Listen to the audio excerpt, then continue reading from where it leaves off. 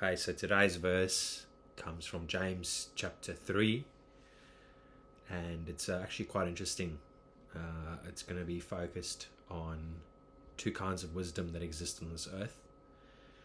So the first one can be summarized in a nutshell from from verse 16, chapter 3. For where you have envy and selfish ambition, there you find disorder and every evil practice. But the wisdom that comes from heaven is first of all pure, then peace-loving, considerate, it's submissive, full of mercy and good fruit, impartial and sincere. Peacemakers who sow in peace reap a harvest of righteousness. I believe that's the envy and selfish ambition. This is where you're doing things for yourself. The moment you start doing things for yourself, you are looking at the things that pleasure you, that pleasure your body. This is mainly earthly things from this perspective. This is where disorder comes from, and evil practices comes from this disorder.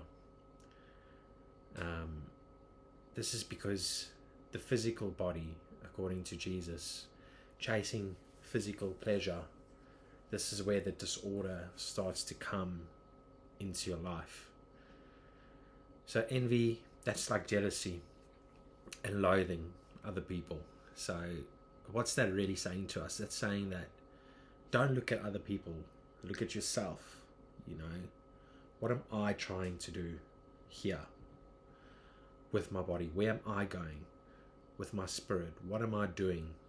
What am I thinking with my mind? What am I saying with my inner voice? Where is this taking me? What am I doing? Where is my ambition? Because there's a reason why James wrote envy and selfish ambition in the same context, in the same line there. He's connecting them. He's saying envy and selfish ambition, when they are together, they create disorder, and then evil practices follow. So in order to get order and good practices, you need to first of all be pure. What does that mean? That means not being envious of those around you and having a selfish ambition by following the envy.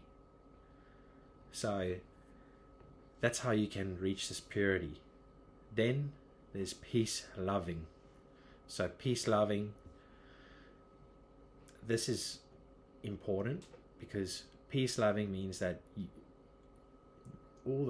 everything around you, all life around you, acknowledge that God made it, the King of love.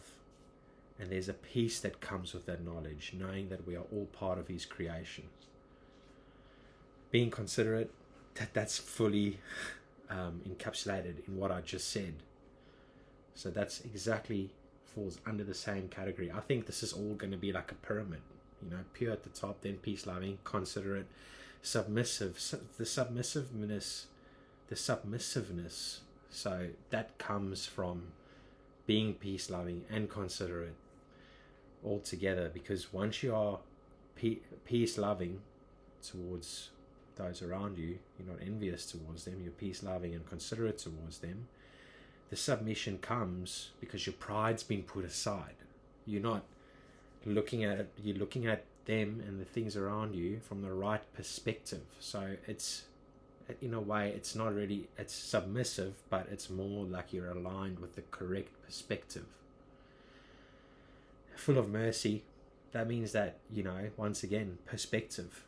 You see it for what it is. You see someone in God's creation that's living possibly in disorder, or that's following selfish ambition and envy, and there's a mercy that comes with that, an understanding, a considerateness that comes with that, that perspective shift. So to be full of mercy is to say, okay, everyone deserves chances. Everyone deserves a chance until they get it right. That's why we're here. That's why we live for 100 years on this earth. Because every day is a new chance to improve. Everyone deserves it. So let's give each other those chances. And good fruit. The good fruit come from all of the things just mentioned. Impartial and sincere.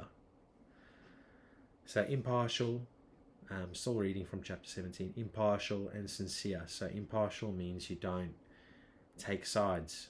You actually look at what's going on. You look at all the facts. You look at everything that's going on, including yourself.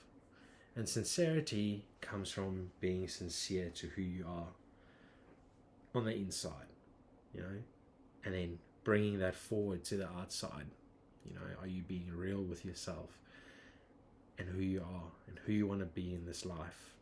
So it ends with verse 18. Peacemakers who sow in peace reap a harvest of righteousness. So once again, the harvest is brought up here. In what state of mind do you sow in? Are you at peace with yourself? Are you struggling? Are you struggling with all the things going on in the world? Or are you at peace, knowing that the Holy Spirit is with you, that Jesus is with you, that you're looking inwards, not looking outwards, that you are focusing inwardly at yourself, finding that purity, finding that peace-lovingness, being considerate, finding that submissive perspective that comes with being considerate and peace-loving? Are you doing that? Because once you sow in that mind state, you find success, you find peace, which leads to a harvest of righteousness. Do you do the right thing when it matters? That's where the harvest of righteousness comes. So that's the important thing. All of these things that I've mentioned here, 2 kinds of wisdom, broken down in the book of James. Thank you, James. You're a very wise man. And we've learned a lot here. And this is a wonderful verse. I look forward to the next one.